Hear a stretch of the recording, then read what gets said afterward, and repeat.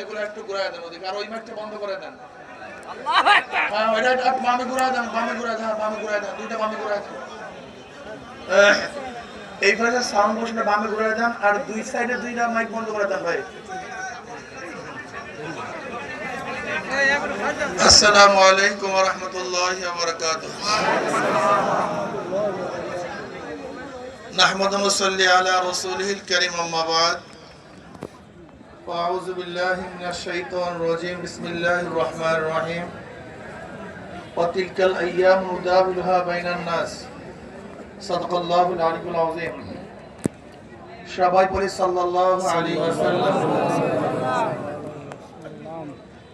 ইসলামী আন্দোলন বাংলাদেশ পটুয়াখালী এক আসন কর্তৃক আয়োজিত আজকে গণসম্মেলনের সম্মানিত সভাপতি, মঞ্চ উপবিষ্ট বিভিন্ন দলের রাজনৈতিক নেতৃবৃন্দ, শ্রদ্ধাভাজন ওলামায়ে কেরাম, সর্বস্তরের ইসলাম প্রিয় দেশপ্রেমী ভাইয়েরা আমার, আমরা কিসের জন্য আয়োজন করেছি ইতিমধ্যে শুনেছেন।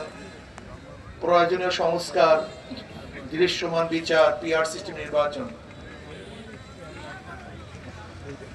অন্তর্বর্তী সরকারের এটা দায়িত্ব। এই দায়িত্ব পালন না করার কারণেই আমরা আন্দোলন করছি, মাঠে চলে এসেছি। বর্তমান অন্তর্বর্তী সরকার শুধু নির্বাচন দিবেন, একটা সুষ্ঠু নির্বাচন উপহার দিবে, এর জন্য তিনি ক্ষমতায় বসান নেই। উনি ক্ষমতায় বসেছিলেন রাষ্ট্র সংস্কার করবেন। যেহেতু জুলাই আগস্টে যারা যোদ্ধা ছিল তারা ওয়ালে ওয়ালে লিখেছিলেন আমরা রাষ্ট্র সংস্কার চাই, রাষ্ট্রকে মেরামত করতে চাই, বিনির্মাণ করতে চাই। কাজে আপনি যে সংস্কার ব্যতীত নির্বাচন দেন, শুধু এই দায়িত্বই আপনি পালন করেন, তাহলে আমি বলবো এই আন্দোলন ব্যর্থ হয়েছে। যারা জীবন দিয়েছিল তাদের উদ্দেশ্য সফল হয়নি। যারা আহত হয়েছে, পঙ্গুত্ব বরণ করেছে, তাদের পঙ্গুত্ব বরণ করাটা ভেস্তে গেছে, কাজে লাগাতে পারেনি। আর আমরা যারা রাস্তায় ছিলাম, কেন ছিলাম তাও জানি না। এর জন্য আমি আপনাদের অনুরোধ করব যে অন্তর্বর্তী সরকার অবশ্যই আপনাকে রাষ্ট্র সংস্কার করতে হবে। যারা গণহত্যা করেছে তাদের বিচার করতে হবে। লেভেল প্লেইং ফিল্ড সৃষ্টি করে নির্বাচন দিতে হবে। আর আমরা যারা মনে করি আমাদের দেশের মানুষগুলি মনে করে একটা নির্বাচন যদি হয়, সুষ্ঠু নির্বাচন হলে মানুষ মুক্তি পাবে, শান্তি পাবে, এটা ভুল ধারণা। এটা চমৎকার ভুল ধারণা। আসলে সুষ্ঠু নির্বাচন হলেই এদেশের মানুষ শান্তি মুক্তি পাবে না। কেন? আপনারা সবাই জানেন 70 নির্বাচন সুস্থ হয়েছিল। পাকিস্তানের আমলে যে 70 নির্বাচন হয়েছিল, সেই নির্বাচনের ব্যাপারে কিন্তু কেউ আপত্তি তোলে নাই। এই কথা কেউ বলে নাই যে অসুষ্ঠু নির্বাচন হয়েছে, কারচুপি নির্বাচন হয়েছে। এরকম কোন মন্তব্য আমাকে দেখাতে পারবেন না। পাকিস্তান সরকারের অধীনে যে নির্বাচন হয়েছিল 70 নির্বাচন, যেটা বন্যা হওয়ার কারণে 71 জানুয়ারিতেও কিছু অংশ নির্বাচন হয়েছিল, সেই নির্বাচন সুষ্ঠু হয়েছিল, নিরপেক্ষ নির্বাচন হয়েছিল। সেখানে আওয়ামী লীগ এককভাবে 160টা সিট পেয়েছিল। তারা ক্ষমতায় যাবেন, ক্ষমতায় যাওয়ার জন্য তারা যেই পরিমাণের সিটের প্রয়োজন সেই পরিমাণের সিট পেয়েছিলেন।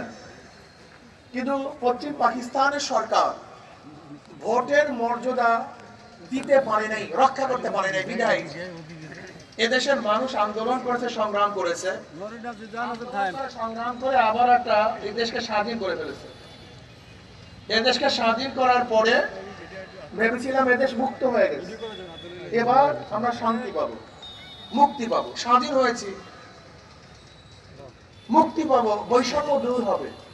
স্বাধীনতার স্লোগান কি ছিল? সাম্য, মানবিক মর্যাদা, সামাজিক ন্যায় বিচার। বলেন কি? সাম্য,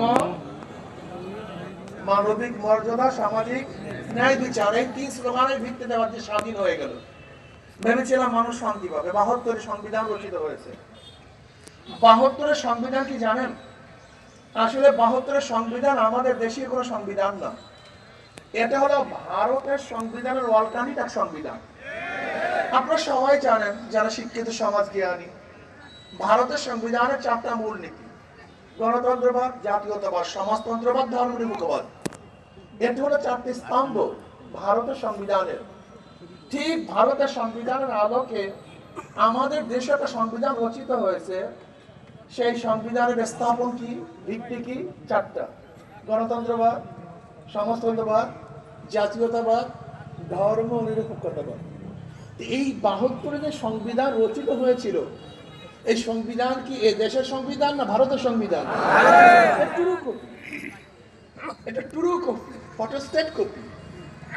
শুধু ওই দেশের সংবিধান পরিবর্তন করে আমাদের সংবিধানে সেট করা হয়েছে। এখন যদি কেউ 72-এর সংবিধানের বিরোধিতা করে তাহলে বলে দেশদ্রোহী। আসলে আমরা দেশদ্রোহী না, আমরা ভারত বিরোধী। আমরা চাই না ভারতের সংবিধান আমাদের দেশে থাকুক, বরং আমরা চাই আমাদের দেশের মানুষ আমাদের সংবিধান রচনা করুক। আজকে দেখেছেন আমাদের যে জাতীয় কবিতা রবি ঠাকুর, সে হলো ভারতের নাগরিক। রবি ঠাকুরকে আপনারা অনেকেই চিনেন না, আপনারা শুধু কবি হিসাবে চিনেন। উনি কিন্তু ভালো একজন রাজনীতিবিদ। উনি কি রাজনীতি করেছে জেনেছেন? উনি 41 বার ঢাকায় যেন ইউনিভার্সিটি না হতে পারে, গড়াইয়ের মাঠে ওনার সভাপতিত্বে যে সমাবেশ হয়েছিল, সেই সমাবেশটা কোনো ভালো কাজের জন্য সমাবেশ হয়নি। সেই সমাবেশটা কেন হয়েছিল জানেন? ঢাকাতে যেন ইউনিভার্সিটি না হয়। এই ঢাকায় যেন ভার্সিটি না হয়, এর জন্য সমাবেশ করেছিলেন। সেই সমাবেশের সভাপতি ছিলেন রবি ঠাকুর। 1905 সনে বঙ্গভঙ্গ আন্দোলনের সময় উনি কবিতা রচনা করেছিলেন। সেই কবিতাকে আমার সোনার বাংলা, আমি তোমায় ভালোবাসি। এটা তো 71-এর কোন কবিতা না, এটা 1905 সনের কবিতা। সে 1905 সনের কবিতা যদি 71 সনের জাতীয় সঙ্গীত হয় আর এর বিরোধিতা কেউ করে, আসলে সে দেশদ্রোহী নয়, বরং ভারতের দালালদের চোখে আঙ্গুল দিয়ে দেখাতে চায় যে এই কবিতা, এই সময় জাতীয় কবি, এটা আমাদের কবিতা। আর গোটা দুনিয়ার মধ্যে অন্য দেশের কোন কবিতা জাতীয় সঙ্গীত বাংলাদেশ ব্যতীত দ্বিতীয় কোথাও নেই। তারা ভারতের প্ল্যানটা ছিল এই দেশটাকে তাদের কলম রাজ্য করবে, তাদের অঙ্গরাজ্য করবে, একসময় স্বাধীন করবে। দেখবেন ভারতের যে ম্যাপ, সেই ম্যাপের মধ্যে কিন্তু বাংলাদেশকে আলাদা দেখানো হয় না, ভারতের সাথে সংযুক্ত দেখানো হয়। যাই হোক, ভেবেছিলাম 72-এর সংবিধান মানুষকে শান্তি দেবে, মুক্তি দেবে। যদিও এদের সংবিধান আমাদের দেশের সংবিধান না, এটা ভারতের আলোকের সংবিধান। 73-এ একটা নির্বাচন হয়েছিল। কত সনে? 73 সনে একটা নির্বাচন হয়েছিল, যেই নির্বাচনে আওয়ামী লীগ সিট পেয়েছিল 293 সিট। ওই নির্বাচনটা হয়েছিল কি জানেন? কেমন নির্বাচন? 2018 নির্বাচনের মতো, 2024 নির্বাচনের মতো। এবং